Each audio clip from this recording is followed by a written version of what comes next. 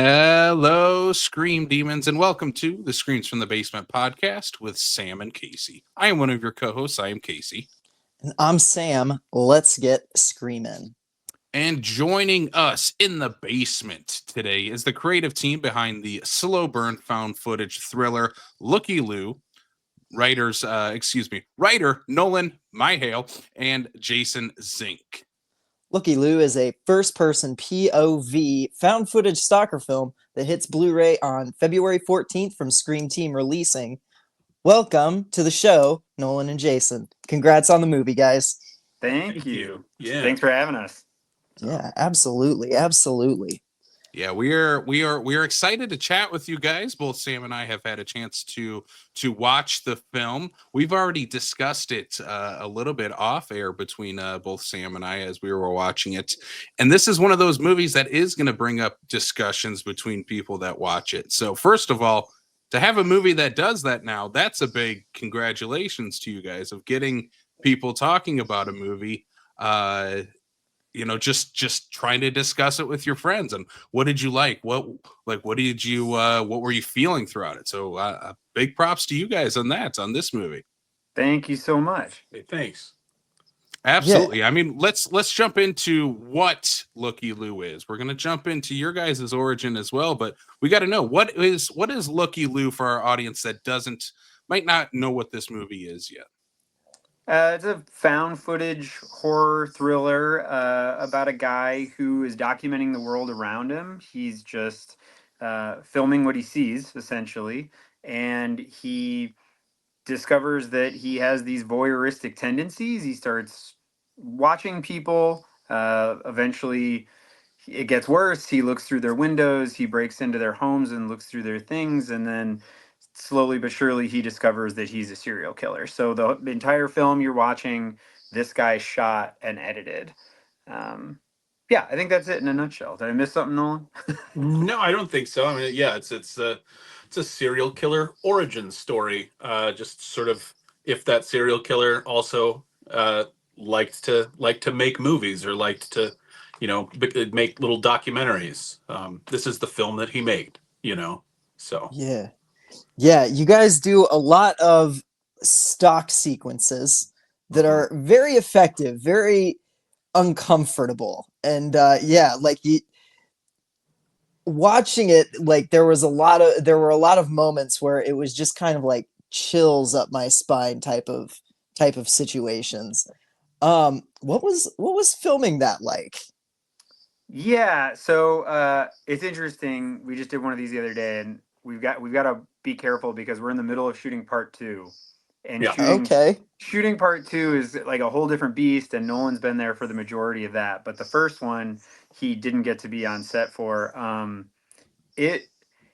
You'd think that the mood would be somber on set, but instead it's actually been a lot of fun. And what we really had to do is just kind of be patient, like with the whole team. It's like on a regular set, you're busy setting up the lights and everything for this like one take, and then once you're done, it's like, all right, we've got this fury to keep going. But when we were shooting Looky-loo, it's like it was a series of very long takes, very quiet takes. And a lot of times I was kind of telling the actors, like, just pretend I'm not here. Like, that's the whole thing, is don't spot me because it'll ruin the entire thing. And so there's a lot of improvisation throughout the process. And yeah, we creeped ourselves out sometimes, but overall we actually had a lot of fun making it. Nice. Yeah.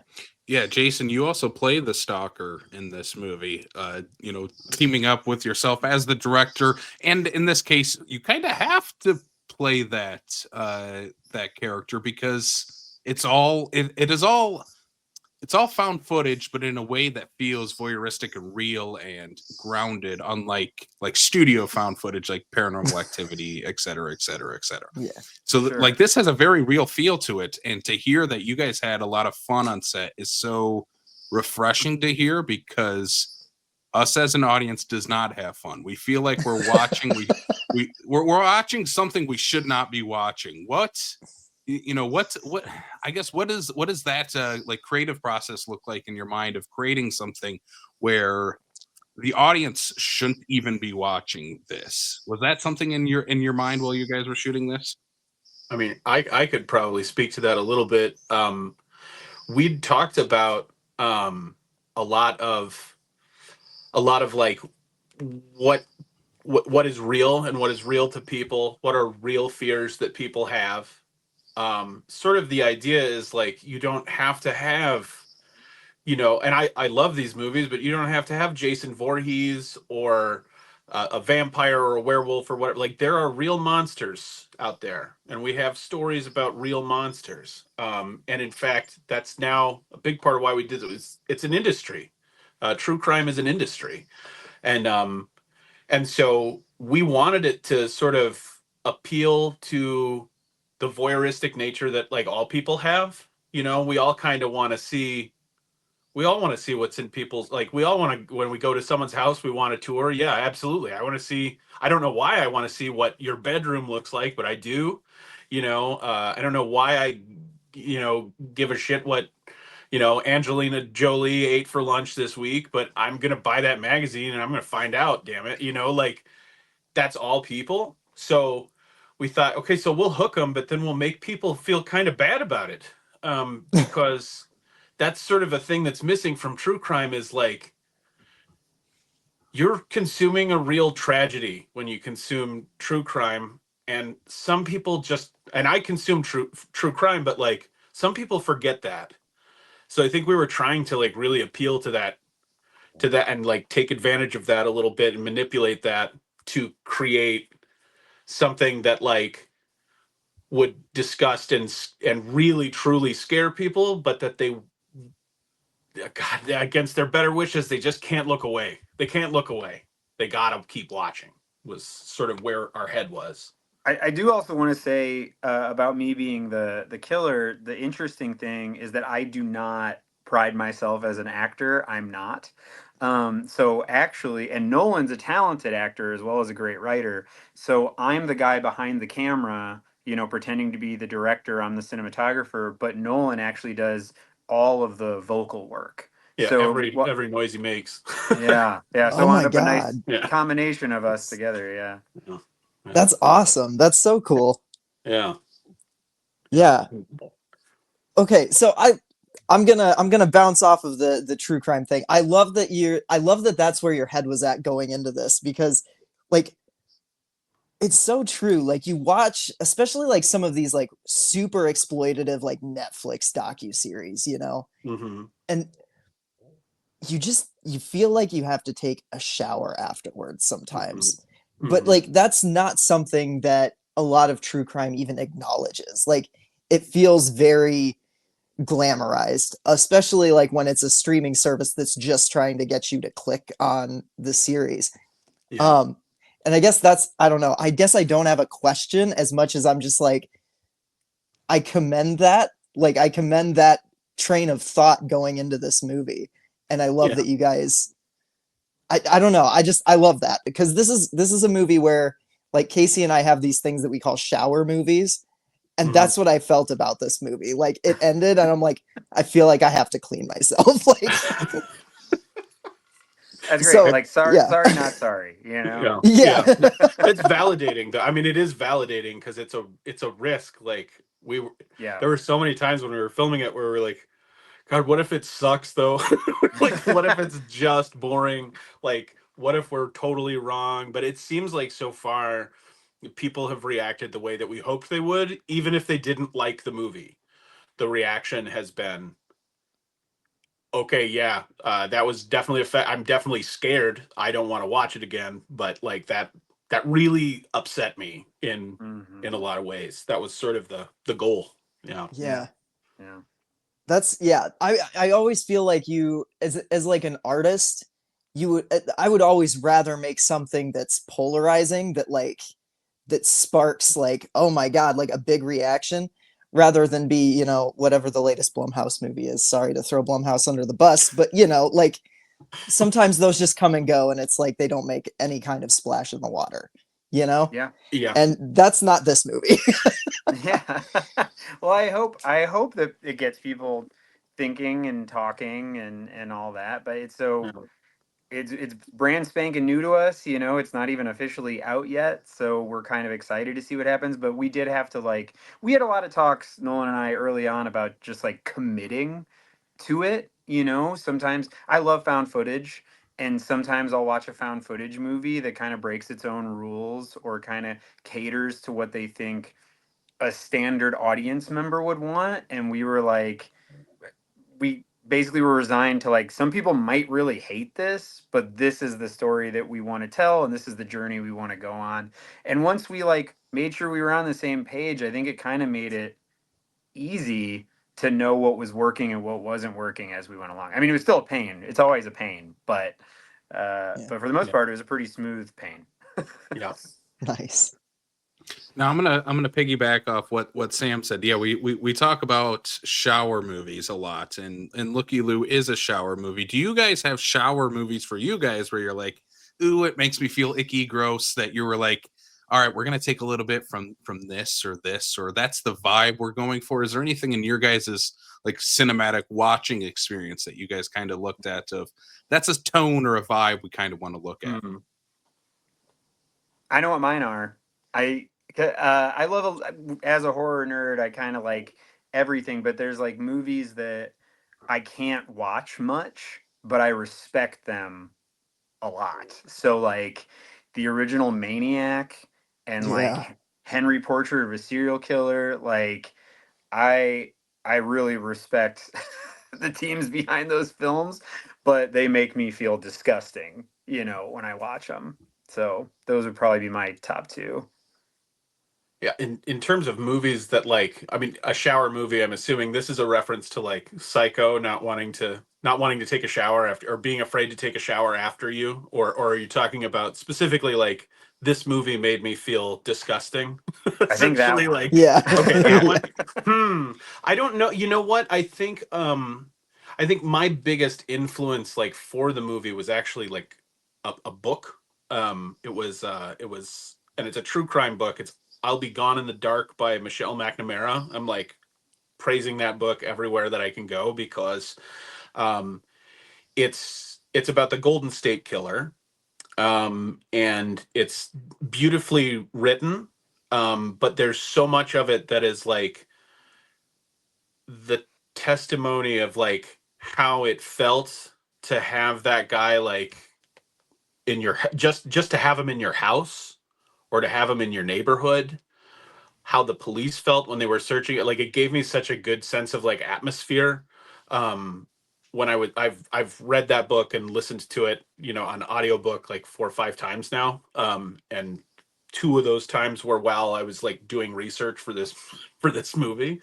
I think that's probably that was the most valuable thing for me in terms of movies that moments where I'm just I don't want to. There was one that I watched recently, just the other night. It's on Shudder, and it's oh geez, I'm gonna blank on the name. It was written by the screenwriter who did the Babadook, which is another one.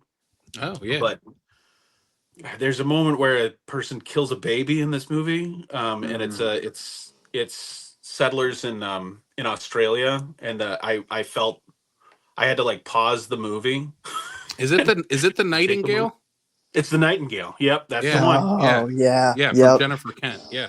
Yeah, incredible movie. Didn't even feel like a horror movie to me, to be honest, until we got towards the end. But I would that grief felt so real. That performance was so real that I had to take a moment and breathe in the middle of the night. I had to pause my, and oh boy, I can't imagine what that is. I don't know.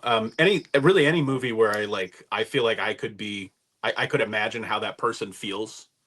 Um, I would say is a shower movie for me. Yeah. Yeah. If you the Nightingale, what you were describing made me think of another movie. I don't know if either of you have seen The Devil's Bath yet. Yeah. That's very much in that same vein. Good God. Yeah. The opening scene of that one alone just had my jaw on the floor. I was like, no way. Yeah. Sam, I'll have that's to a check that's that out. that's a bath movie, not a shower movie. Yeah, that's a is bath Oh, probably, movie. yeah, that's fair. that's Yeah. probably That's fair. that's an antiseptic and a tetanus shot and everything. Yeah. Yeah. So since you were bringing up, the actress in The Nightingale, I'm going to ask Jason, as the director and, the stalker in the movie, walk us through like working with your actresses in this movie, because you have multiple actresses that the character is stalking in this movie. Like what does that look like of you as the director and also portraying the stalker? How do you walk an actress through a scene? So it looks kind of different for each one that we did on part one because honestly, we weren't sure what was going to work and what wasn't. And we were very concerned with making sure that they were comfortable because it's such uncomfortable material. Like the filmmaker, not me, but in the film, is like violating these people just by looking through their windows. So it was a lot of checking in with people, a lot of walking them through what was going to happen.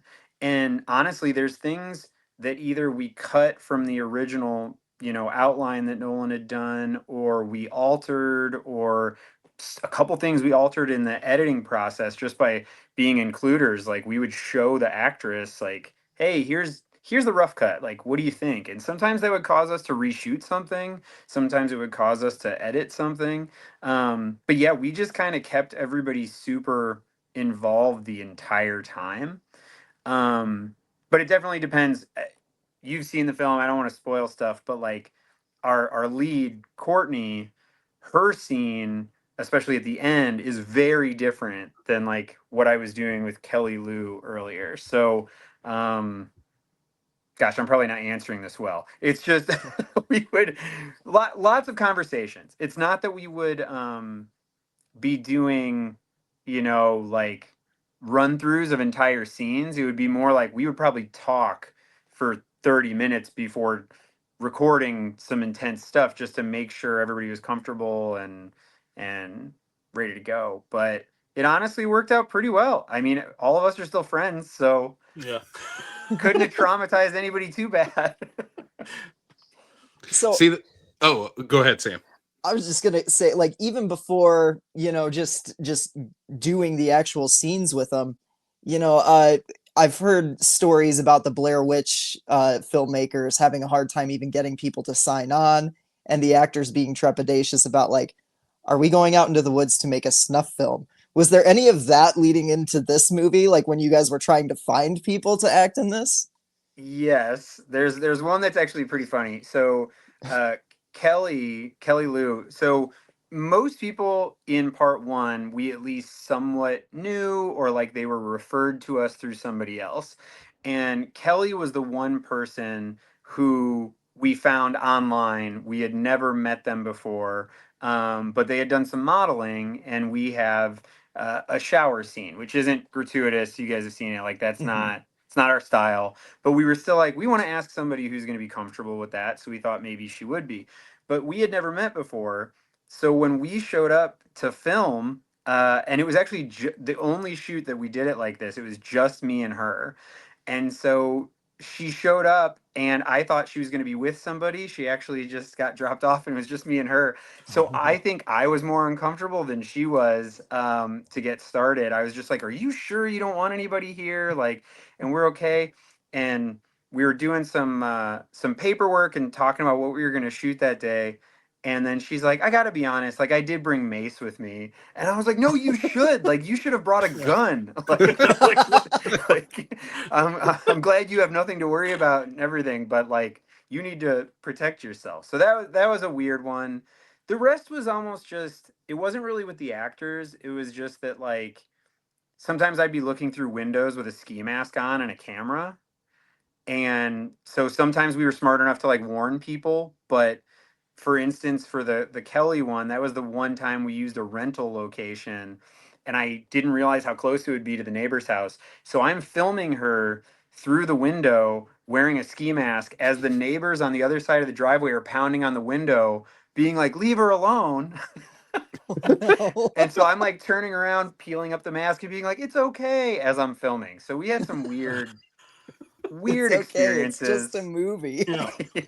Yeah, I actually immediately after that I ran inside and ate food with her at the window so they could see like we're friends. It's okay. Yeah. Yeah. Pretty ridiculous. That's amazing. You're the friendliest guy in a ski mask Yeah, right? to ever snoop around someone's backyard, by the way. Yeah. So was there ever a time you just like, I mean, I know that there are certain parts where you catch your reflection like in the window in a mirror. Were there any times where you were like, I should just not be wearing a ski mask right now? Or was that just important to you to make sure that you were capturing the realism? It's been important. It has also been a struggle, and it was actually just on the last shoot that we discovered if I keep my glasses on, you could just put the ski mask over the glasses, and it works pretty well. And you don't, and I'm not really catching it in reflections most of the time anyway. So that's going to be my new MO, I think. But yeah, there have been plenty of times on set where somebody's like, "Why are you wearing that mask right now? Like, we can't see you." And I was like, I gotta make sure if we catch a reflection or even like for the actors, like they should be creeped out when they see me turn the corner, you know? Yeah. So yeah, it kind of sucks sometimes, but it helps me get into character too. Yeah. Do you guys have any stories of your own before or after filming this where you're either checking your closets, checking behind your shower curtains, checking outside your windows? Do you guys have any stories like that from before or after filming? So one of the like sort of the barometer I used to see if we were being effective with this was my oldest child is not especially impressed with anything that I do. And As so I was just like, as most oldest children do. yeah. And I was Yeah. like, okay, so this is the test. You know, they like horror movies, and they're like, Gen Z, and I'm a boring old guy. So I was like, hey, I want you to just like watch what we have so far. And it was a rough cut. I don't think it was even the whole movie. I think it was like one or two scenes, or one or two sequences. And I had them watch it, and I wasn't there. I was like, just watch it, while I'm at work. And it was like a couple days later, they were just like, Dad, I had to leave the lights on. I had to leave the lights on. They're 19, at the time. I had to leave the lights on. I'm like running up the stairs after I go to the bathroom, and like I'm going back, like run up the stairs. You'll never stop doing that. But but I was like, I remember just like calling Jason and be like, okay, yeah, it works. We got him. Yep.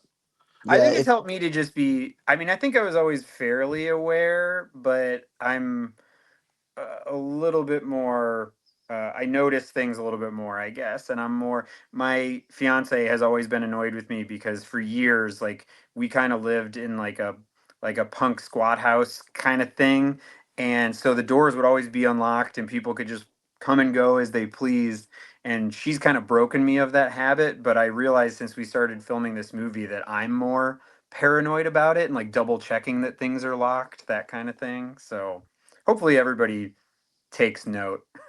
Yeah. Yeah. Yeah. The scenes where, the stalker is getting the keys from under the doormats and stuff, like growing up as a kid, like I'd come home from like school events like late, and I always had a key like hidden in the porch of our house. Not very well, because I was like a 17-year-old kid. But Right. every time he'd lift a doormat or like open up a fake rock or something and find a key, I'd be like, oh God. Like that 100% could have been me, like.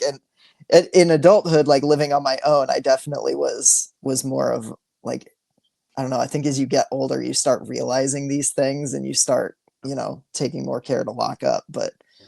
yeah, I mean, everybody at one point had a living situation like that where there was just like a key under the mat, or you just left your door unlocked because you lived with a bunch of people or something like that. Yep. And Yeah.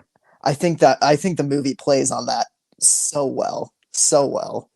Well, I don't remember which person this was. I remember listening to a podcast that wasn't even about true crime, but they referenced, I think it had to do with Scream, actually. There's some like crappy documentary about like the real Scream killer, and it's not. It's very unrelated, basically. But the killer that they're talking about, he said that when he was arrested, he admitted to breaking into over 100 homes while people were sleeping or home without them ever having known. That's the And Gainesville Ripper. there you go. Thank you. Oh, See, I knew Nolan would know, Yeah. but that really struck me. And honestly, that was like we actually thought. I mean, obviously murder is terrible. So obviously those scenes are going to be harrowing in a different way. But the simple just like somebody looking around, going through your fridge or your dresser, and you have no idea that they were there, like Yeah. that really creeps me out.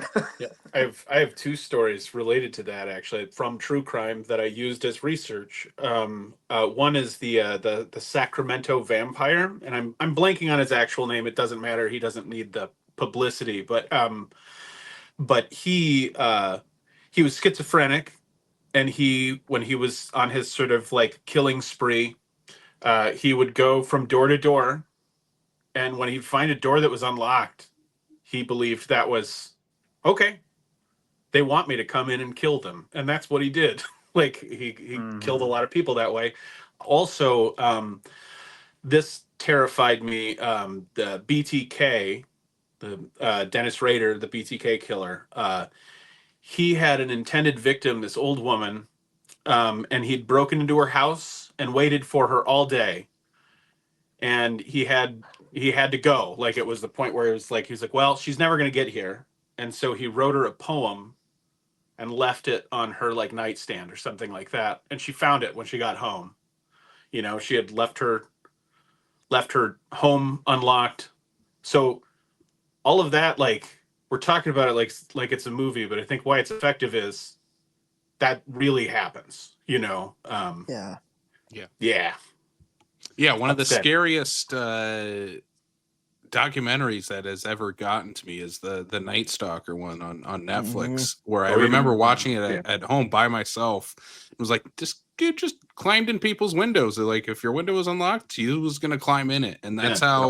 that's how the character, the stalker character in Looky-loo operates as well. Is if your door is unlocked or if you guys leave a key under the mat, I'm coming in, and Hmm. that's scarier than anything in a slasher movie where Jason Voorhees or Freddy Krueger is hacking someone up. It's just the idea that someone could just go into your house.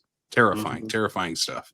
We're Yeah. really trying to hurt the hide a key industry with this movie as much as we can. Yeah. Well, yeah, you're doing a good job because I mean, you don't see Michael Myers or Freddy Krueger looking under a doormat for a key, Mhm. like they just don't. But Hmm. Right. uh Yeah. Yeah. Lock Yeah, up. we should probably get rid of the hide a key industry They altogether. Like probably those, should. Yeah. Yeah. they're Yeah. scary people. Whoever thought Yeah. of that as an idea Yeah. needs to hide be your checked on. keys in your pockets, people. Yeah. Yeah. It was also, this movie was also an unintentional indictment of cats. I love cats, but Yeah. they don't they don't help the people in this movie at all. Oh No. God, no. Yeah. Yeah. I've always said that I have two cats and Yeah. I love them both to death, but good God, if we ever had someone break into our place, like they'd be Yep. no help, none I was gonna No. say whatsoever. I None. remember hearing a story. I don't remember who it was, but like he broke into a house and they had a cat, and the cat just started like headbutting. Mhm. Yeah. Yeah. Like, you guys, cats, you suck. Like, do your job. Oh, Come on. I can't remember what serial killer. There's one who he'd killed it. He wiped out a whole family except for the cat, and he actually hung out in the house and like fed the cat, hung out with the cat for like a couple days. I mean, Oh. if I were a serial killer, that'd probably be what I did. But like, Yeah. We know not Sam's condoning MO, that. people with Yeah. cats. Yeah. Yeah. You might not No. serial kill, just show Sam your cat, Yeah. I want to see Sam's cats. Yeah. Oh man. Yeah. I just yeah, I've got one cat that would hide under the bed and another cat that would probably just snuggle right up to whoever broke Yeah. in. And it's just Yeah. that's how it goes. Yep. But yeah. Yeah. That Well, wasn't on purpose though. That wasn't gentlemen, on purpose. we got one more question for you before we wrap things up. Again, the movie comes out this month. It comes out on February 14th. I mean, it's a perfect Valentine's Day movie. Oh yeah. Yeah. Yeah. Yeah, it's the perfect one to snuggle up together on the couch For and sure. check every corner of the house afterwards. But Yeah. if people are going to pick up the Blu-ray release of this, what movie would you pair with it for that ultimate Valentine's night double feature? Oh man. Doesn't have to be Valentine's Day related. Just Yeah, well, if I'm being honest, I think they need a palate cleanser. I think that they should, if they're gonna really pair something with it, I'd say, maybe like a When Harry Met Sally or something. Yeah. But Yeah. but we've been compared. This movie so far has been compared quite a few times to Poughkeepsie Tapes. So Oh, yeah. I could see if you really wanted a double feature that the vibe kind of fits one another, that'd probably be my pairing. Yeah. And I've heard Angst a lot as well. Oh yeah, Okay. and I love I've heard, Angst. I've heard that a lot. Yeah. So. But talk about that's a shower movie. Yeah. Uh-huh. 100%. yeah, both of those are shower movies. Yeah. Yeah, that's true. That's true. It's funny. I definitely felt like you guys brought up Maniac earlier, and that was the movie that kind of came to mind when I was watching it. I'm like, oh, this would pair well with something like Maniac. It's not. It's Especially the remake of Maniac. yeah, Elijah the Wood remake one. in Yeah. particular. Like Yeah. it's not as sleazy as those. Like it's not. I wouldn't consider your guys as like a sleazy or particularly even exploitative movie, but it kind of deals in those like in that subgenre without being gross about it. If that makes any sense. Yeah. Yeah. Actually, I feel bad because I just thought of my ultimate shower movie, and it's not even a horror film. It's a Gummo. Oh, that's fair. Yeah. Oh That's- man. That's Yeah. also No, fair. I'd be drinking Listerine after watching that.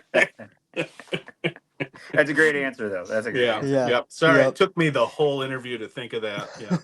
Just so we're clear, that's your shower movie, not your double feature. No. movie. Yeah. No. That's not a. That's well. I mean, it's fine. I suppose it's an odd pairing. No, my double feature was with Angst. I think. Yeah.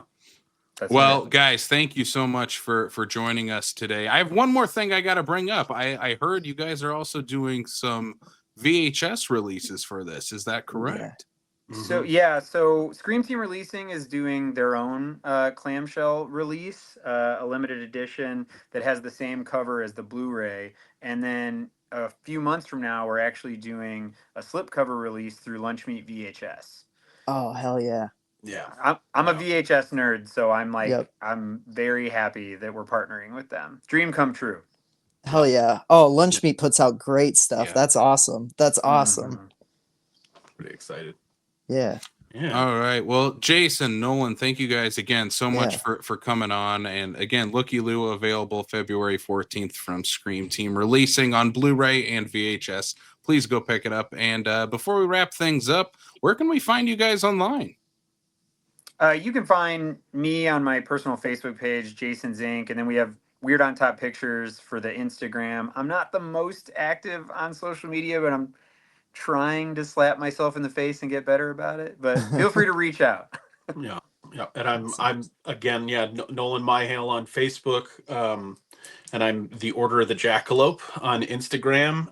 Send me a message if you're gonna have me on there though, because I think I'm gonna be managing the Weird on Top one as well, probably for the most part. But yeah, check us out. Say hi.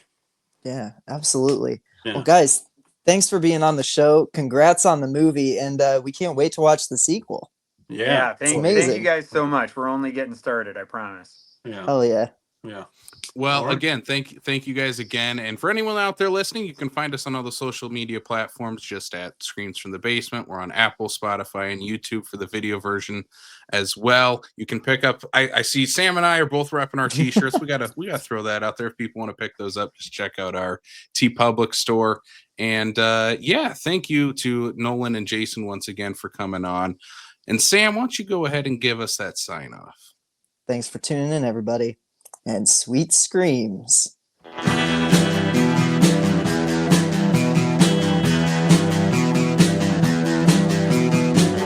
You're listening to the Prescribed Films Podcast Network, home to hundreds of hours of free podcast entertainment. The shows on this network all have a common goal, providing you with the best discussions about movies and other forms of entertainment media. The PFPN hopes to fill your earholes with audio joy. Visit our website with links to all the other amazing shows at www.thepfpn.com. Thanks for listening.